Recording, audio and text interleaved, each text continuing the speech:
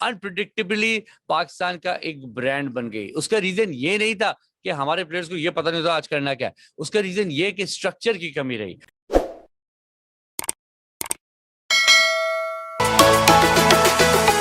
बादशाह में एक बार शामिल होगा, बहुत शुक्रिया। पाकिस्तान क्रिकेट के डिक्लाइन और जो इस वक्त मायूस कुन परफॉर्मेंसेस पाकिस्तान क्रिकेट की जो आ रही है, उस पर बात करने के लिए मैं आज कुछ मिनट आपके साथ लूंगा और चलें आज मिलके फिगर आउट करते हैं कि असल रीजन क्या है इस डिक्लाइन का। बहुत सारी बातें हमने तमाम शोज में की हैं, मुसलसल पाकिस्तानी क्रिकेट चैनल्स, यूट्यूबर्स और क्रिकेट एक्सपर्ट्स इन बातों को लेके चल रहे हैं। कभी कोई कहानी आ जाती है, कभी कोई रीजन आ जाता है, कभी कोई कहता है डोमेस्टिक क्रिकेट इशू है, कोई कहता है स्ट्रक्चर खराब कर दिया, हमारी डोमेस्टिक क्रिकेट को इंपॉर्टेंस नहीं मिलती, कोई कहता है कि मिसबा और वखार इशू है, हमारी पीसीबी की मैनेजमेंट इशू है, जो हमने पॉलिसियां बनाई 10 सालों में वो इशू है, पीएसएल का बहुत ज्यादा न चढ़ना और आईपीएल का बहुत ऊपर चले आना और इंडिया क्रिकेट का आगे चलाना एक इशू है। बहुत सारी बातें कही जाती हैं, कितना सच है इनमें कितना झूठ ये तो मैं कह नहीं सकता, लेकिन इतना मैं जरूर कह सकता हूं कि आप अगर बादशाह देख रहे हैं और हमारे साथ जुड़े हुए हैं तो 90% आप लोग हमें सब्सक्राइब नहीं करते। आप हमें सब्सक्राइब करके शाहीन शाह अफरीदी की तरह ये करने का मौका दे दें, वरना देखें एग्रेशन तो हमारे अंदर है नहीं और फिर घर आके हम आपसे बात कर नहीं सकेंगे, वहां पे हमारी हवा निकल जाएगी आप शाहीन अफरीदी की तरह। तो इसलिए बेहतर है कि आप हमारी यहीं सुन लें, क्योंकि हम यहीं बोल सकते हैं। बहरहाल आगे बढ़ते हैं, बात को आगे बढ़ाते हैं। जिस तरह मैंने बात शुरू में कही थी, डिक्लाइन ऑफ पाकिस्तान क्रिकेट कहां से शुरू हुआ। अगर सही फैक्टर्स पे देखा जाए तो मैंने हमेशा मिसबा और वखार को डेफिनेटली कसूरवार ठहराया है पाकिस्तान क्रिकेट की डिक्लाइन का। उसका रीजन ये कि पिछले 13 साल से जो कॉमन कोचिंग एक पर्सनालिटी और फिगर हमें नजर आया वो है वकार। किसी ना किसी तरह हमारे सेटअप के टीम के वकार शामिल होते हैं। मिसबा पिछले 10-11 साल से पाकिस्तान क्रिकेट को भारी हैं जब से उन्होंने कम बैक करी है, और वो कम बैक पाकिस्तान को इतना भारी क्यों पड़ा, क्योंकि उससे पहले बड़ी एग्रेशन थी टीम में। अब वो ब्रांड ऑफ क्रिकेट जिसे पाकिस्तान मशहूर था वो खत्म हो गया। अब हम चलते हैं डोमेस्टिक क्रिकेट की तरफ। क्या डोमेस्टिक क्रिकेट की कामयाबी ही किसी टीम की कामयाबी का सबब बनती है? अभी इंग्लैंड पे आपने देखा, हम बात कर रहे थे कि उन्होंने अपनी बी टीम खिला दी, उनका डोमेस्टिक क्रिकेट स्ट्रक्चर कितना स्ट्रांग है कि उन्होंने 2 घंटे में टीम खड़ी कर दी। क्या इसमें इंग्लैंड की डोमेस्टिक क्रिकेट की कामयाबी है या पाकिस्तान की डिक्लाइन, और जिन जगह पे हम पाकिस्तान पहुंच चुका है, जिस हालात हाथों में पाकिस्तान क्रिकेट मौजूद है, वो इसका असल रीजन है कि इंग्लैंड की सक्सेस का? क्या इंग्लैंड की इस तरह की टीम किसी और टीम के अगेंस्ट कामयाब हो जाती है? ये वो सवाल थे जो मेरे दिमाग में आए और मैंने सोचना शुरू किया और यही सोचा कि नहीं, पाकिस्तान क्रिकेट की अपनी डिक्लाइन एक रीजन है कि हर एक छोटी सी टीम को वो बड़ा बना देती है। जिम्बाब्वे की टीम से हम सीरीजें खेलते हैं और वहां कुछ स्ट्रक्चर ना होने के बावजूद भी वो एक मैच हमसे जीत जाते हैं सीरीज में। तो ये अफसोस का मकाम है हमारे लिए। बहरहाल ये बातें तो चलती रहेंगी, लेकिन अब आते हैं रीजंस की तरफ। डोमेस्टिक क्रिकेट अगर हमारे डिक्लाइन का जरिया है तो उसी डोमेस्टिक क्रिकेट ने सालों ऐसे प्लेयर्स भी हमको दिए हैं जिसमें बड़े बड़े नाम सच एज इंजमाम, मोहम्मद यूसुफ, उसके अलावा यूनुस खान, जावेद मियांदाद, जहीर अब्बास और कई ऐसे नाम शामिल हैं, कई बॉलर शामिल है, अब्दुल कादिर, मुश्ताक अहमद, बहुत अच्छे बॉलर्स प्रोड्यूस किए। लैक ऑफ स्ट्रक्चर वहां उस वक्त भी था। इमरान खान ने हमेशा से इस बात पे आवाज उठाई कि हमारा डोमेस्टिक क्रिकेट स्ट्रक्चर उन स्टैंडर्ड्स पे नहीं है, लेकिन समहाउ उस डोमेस्टिक स्ट्रक्चर ने वो प्लेयर्स प्रोड्यूस किए जो हमें हमारा सर फख्र से बुलंद करते चले गए सालों साल। 1 साल नहीं, 2 साल नहीं, सालों साल। और पाकिस्तान क्रिकेट बहुत आगे खड़ी नजर आई कई टीमों के साथ। अनप्रिडिक्टेबली पाकिस्तान का एक ब्रांड बन गई। उसका रीजन ये नहीं था कि हमारे प्लेयर्स को ये पता नहीं होता आज करना क्या है, उसका रीजन ये कि स्ट्रक्चर की कमी रही और हम एक consistent performance lack of structure की वजह से देते हुए नजर आए और प्योर रॉ टैलेंट पे हम आगे चलते चले गए।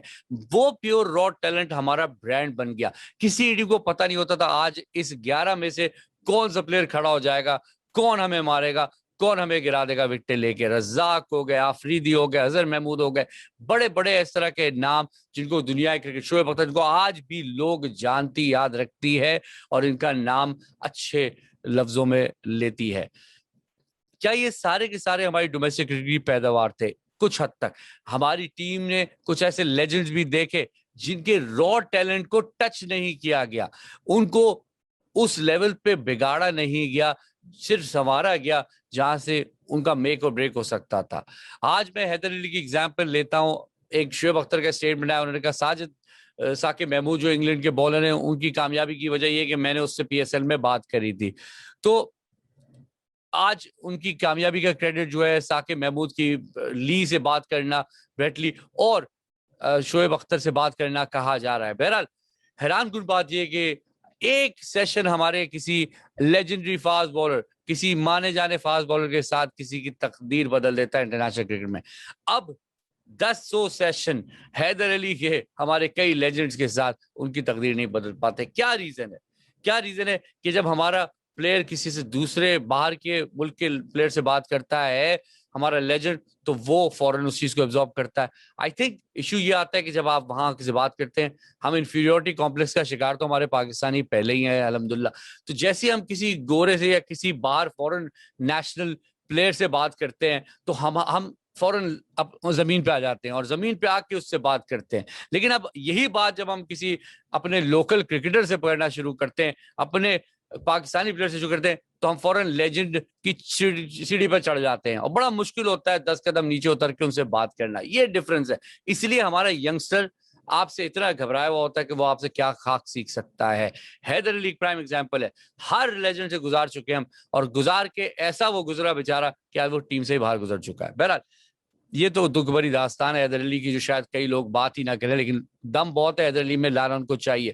اب وہی حیدر علی 3 میچوں میں جب انہوں نے سٹارٹ کیا 250 لگا دی, اور پھر ان کو لیجنڈ پڑ گئے, اور لیجنڈ جب پڑ گئے تو حیدر علی کے قدم اکھڑ گئے. یہ انفارچونیٹ سچویشن ہے. اب میں ایک ایسے لیجنڈ کی طرف جاتا ہوں جو خود بھی ایک کلب کرکٹر نہیں تھا اور اپنی ٹیم میں سلیکٹ نہیں ہوتا تھا کالج کرکٹ کی, وہ تھا وسیم اکرم. اور وہ 2 دن ٹرائلز میں کھڑا رہا 84 میں, اور کسی نے چانس نہیں دیا, اور تیسرے دن اتفاقی طور پہ جاوید میرداد کی نظر پڑ گئی, جو نیوزی لینڈ دور کے لیے پاکستان کے کپتان بنے تھے عمران خان کی غیر موجودگی میں, اور انہوں نے کہا میں اس پلیئر کو لے کے جاؤں گا, اور وہ اس کو لے کر گئے. دوسرے ٹیسٹ میچ میں 10 وکٹیں لے کے وسیم اکرم نے کبھی پلٹ کے نہ دیکھا, اور نہ انہوں نے پلٹ کے دیکھا, نہ میرے خیال میں کوئی ایسا بڑا کوچنگ نام اس وقت موجود تھا پاکستان ٹیم میں, ہمیں تو یاد بھی نہیں کون تھا, انتخاب عالم ہی رہے تھے ایک کانسٹنٹ فگر, کہ وہ ان کو کچھ چھیڑ سکتے.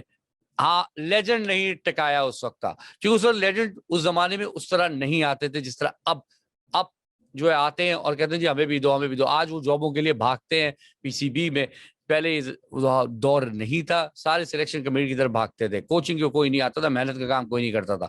ابھی بھی محنت کا کام کوئی نہیں کرتا, بھلے سے ان کے پاس کوچنگ کی جاب ہو یا نہ ہو, آپس کی بات ہے. تو یہ میں کہوں گا پاکستان کرکٹ ڈکلائن ہے ریئل ریزن کہ ہم نے را ٹیلنٹ کو گروم کرنا چھوڑ دیا ہے. وہ را ٹیلنٹ جس کا ہمیں دوسری ٹیم کو خوف ہوتا تھا, جس کی وجہ سے ہماری برانڈ آف کرکٹ انپریڈکٹیبل اور بڑی حیران کن ہو جاتی تھی, ایک سرپرائز فیکٹر ہمیشہ ہماری ٹیم کے ساتھ ایسوسیٹ کیا جاتا تھا, ہم نے وہ تباہ و برباد کر دیا. اگین شاید آپ سوچو کہ میں پھر مصباح اور وقار کی طرف چلا گیا ہوں, لیکن میں خالی مصباح وقار کی بات نہیں کرتا, میں ٹوٹلی پچھلے 10-12 سالوں 13 سالوں میں جو ہوا ہے اس پہ بات کرتا ہوں, جس میں وقار کا نام تو ضرور آئے گا, لیکن مصباح کا نام اس کیپٹنسی کی وجہ سے ضرور جڑے گا. ان دونوں نے پاکستان کرکٹ کو بہت پیچھے دھکیل دیا ہے. اس انپریڈکٹیبل انریلائبل ڈومیسٹک کرکٹ سے, جہاں سے سٹارز آتے تھے, جہاں سے وہ پلیئر آتے تھے جو کھڑے ہو کے کچھ کر سکتے تھے. فواد عالم جیسے پلیئر آج بھی وہ سٹرکچر دے رہا ہے, سعود شکیل جیسا پلیئر آج بھی پاکستان کو نظر آیا ہے, اسی سے رضوان آیا, اسی سے بابر اعظم آیا, اس سے سرفراز آیا, کئی پلیئر آتے جا رہے ہیں, اسی سے آج جو ہے وہ عامر آیا, اسی سے وہاب آیا. بہت سارے پلیئرز ایسے جو ابھی بھی کھڑے ہو کے کمپیٹ کر سکتے ہیں. جنید خان ہے, وہ موجود ہیں, اور را ٹیلنٹ اس را ٹیلنٹ کو لے کے اس کو آگے بڑھانے کا فن ہماری مینجمنٹ جانتی تھی. Despite of all our issue ہمارا مائنڈ سیٹ کا ہے, ایشو ہمارے ٹیلنٹ کی کمی کا نہیں ہے, ایشو ہمارے ڈومیسٹک کرکٹ کی سٹرکچر کا نہیں ہے, ایشو ہمارے مائنڈ سیٹ کا ہے. جب تک لیجنڈز ہماری ٹیم کے ساتھ جڑے رہیں گے وہ دیمک کی طرح اس کو چاٹتے رہیں گے. جب یہ لیجنڈز جاتے ہیں فورن کنٹریز کے پلیئر سے بات کرنے, یہ زمین پہ آ کے بات کرتے ہیں, ان کے لیول پہ آ کے بات کرنی شروع کرتے ہیں, ٹھنڈے ہو کے بات کرتے ہیں. وہاں وہ پلیئر ایک سیشن میں بہت کچھ لکھ کے چلے جاتا ہے, اور جب یہی پلیئر یہاں آتے ہیں تو بدماشوں کی طرح ان کا سٹائل ہوتا ہے, اور ان کا سٹائل ایسا ہوتا ہے کہ دبا کے بات کرنے والا اور ڈیمیننگ قسم کا. تو کیا خاک پلیئر سیکھے گا, ہم لیجنڈ ہیں. بہرحال بہت ہمبل لوگ بھی ہماری پاکستان کرکٹ میں موجود ہیں، خیر ان کو چانس ملتا نہیں کیونکہ وہ ہمبل رہ کے ہی آگے نہیں بڑھ پاتے ہیں۔ چھوٹی سی بات تھی، لمبی کر دی ہو تو معذرت، لیکن اپنے اوپینین اور کامنٹ ویڈیو کے شروع میں کہا تھا ضرور شامل کریے گا، ویڈیو کو لائک کر کے آگے ضرور بڑھائیے گا، کیونکہ ایک حیران بہت ہی مایوس کن موقع سمجھے مرحلے پہ ہماری کرکٹ کھڑی ہوئی ہے، اور کب بدلے گا یہ سب کچھ۔ اور ابھی کچھ دنوں میں انڈیا کی سیریز شروع ہونے والی ہے سری لنکا میں، جو کہ بی ٹیم کھلا رہی ہے انڈیا کی، اور جب ان کی پرفارمنس آپ دیکھیں گے اور جس طرح وہ ماریں گے سری لنکا کو، وہ دیکھنے کا مجھے بھی انتظار ہے۔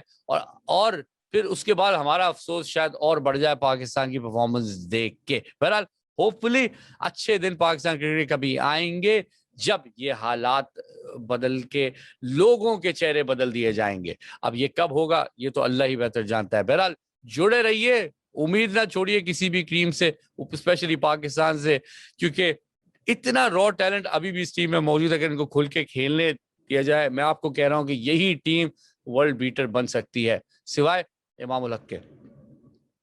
خیر اس پہ تو میں بات نہیں کروں گا۔ بہت شکریہ ایک بار پھر بادشاہ دیکھنے کا، اپنا خیال رکھیں، خدا حافظ۔